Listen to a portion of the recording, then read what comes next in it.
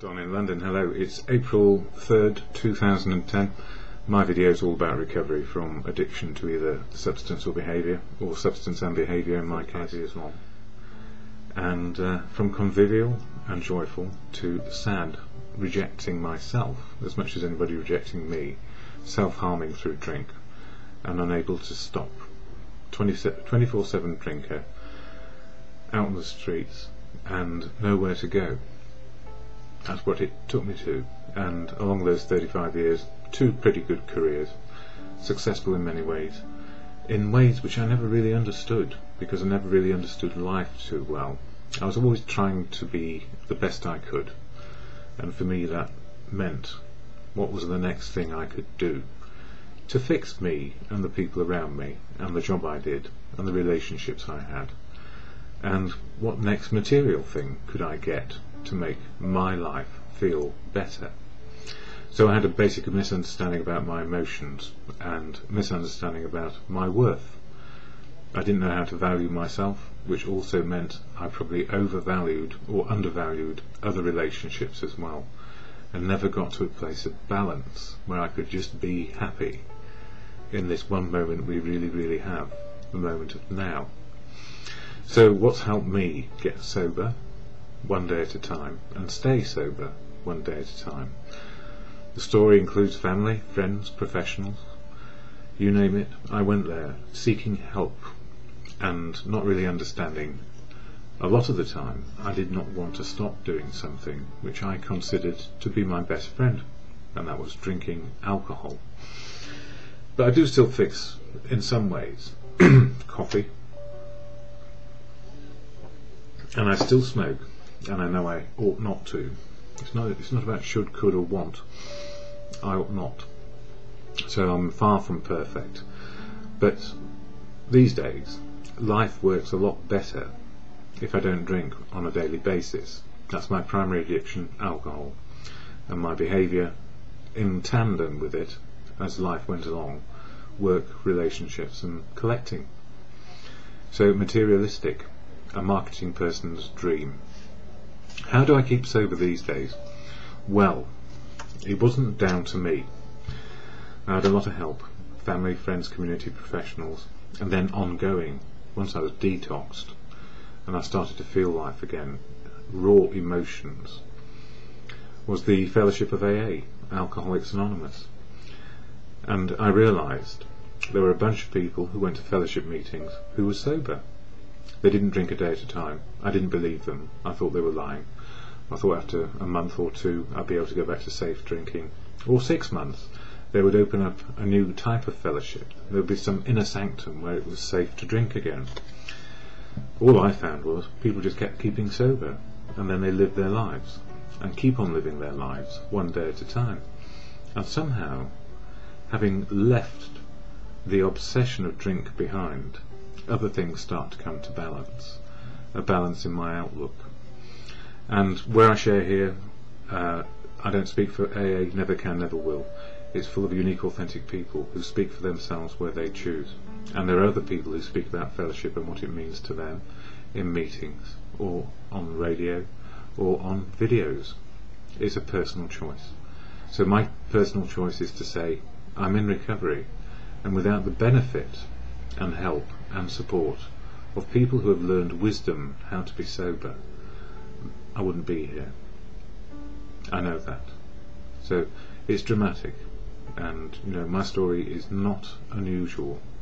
It's tragic in many ways, but it had a lot of joy and emotion in it too. So where are we today? Well, I share from the literature of AA, if it helps me, and other sources. So it's just my outlook, and I hope other people share their outlooks too.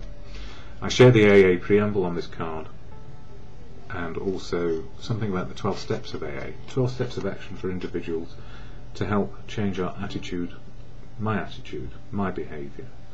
The 12 steps are about me and my learning, not about blaming the rest of the world, and that's part of this month, April, the 4th step, all about doing our own personal audit, if you like, or inventory, a serious look at who we are and how we got to where we are now, and what was our part in it.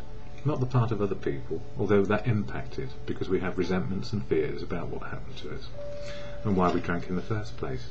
So this audit is helpful. It's not to be frightened of. It's about living life free of all those things which made us fearful. So first I share the AA preamble, and then a little bit of literature, all about step 4 in April. So here's the AA preamble. AA. Alcoholics Anonymous is a fellowship of men and women who share their experience, strength and hope with each other, that they may solve their common problem and help others to recover from alcoholism. The only requirement for membership is a desire to stop drinking. That's it, a desire only. And that's everything.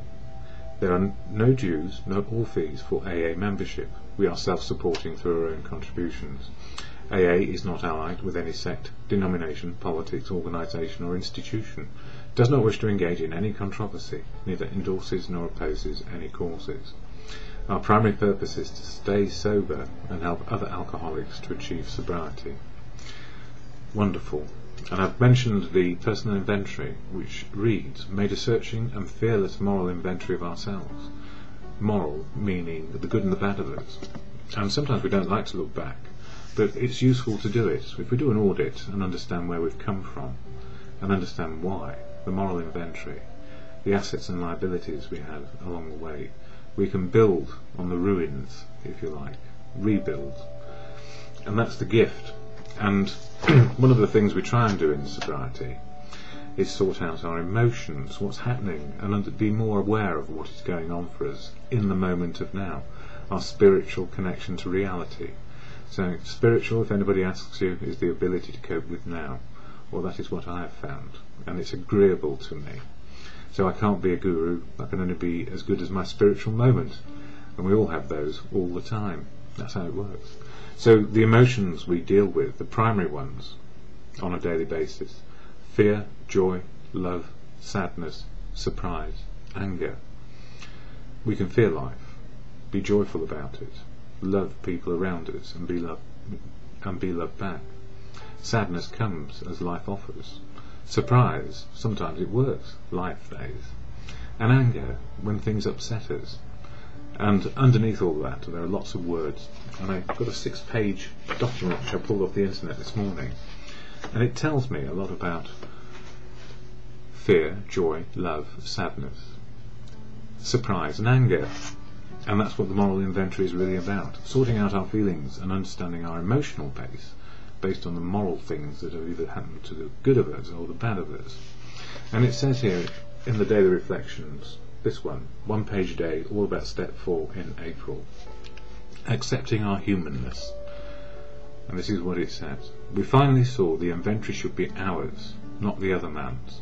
So we admitted our wrongs honestly and became willing to set these matters straight.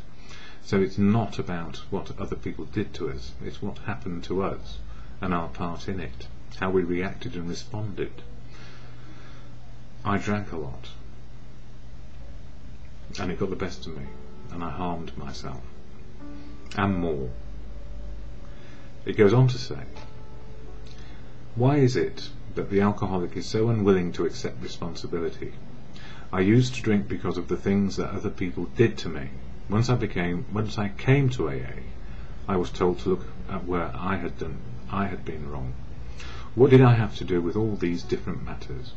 When I simply accepted that I had a part in them, I was able to put it on paper and see it for what it was: humanness, being human. I am not expected to be perfect. I have made errors before, and I will make them again. To be honest about them allows me to accept them, and myself, and those with whom I had the differences. From there, recovery is just a short distance ahead. So, at the end of these videos, because I've run out of time, what helps me every day is the serenity prayer, many times. To God or good conscience: God, grant me the serenity to accept the things I cannot change, courage to change the things I can, and the wisdom to know the difference for me is just for today.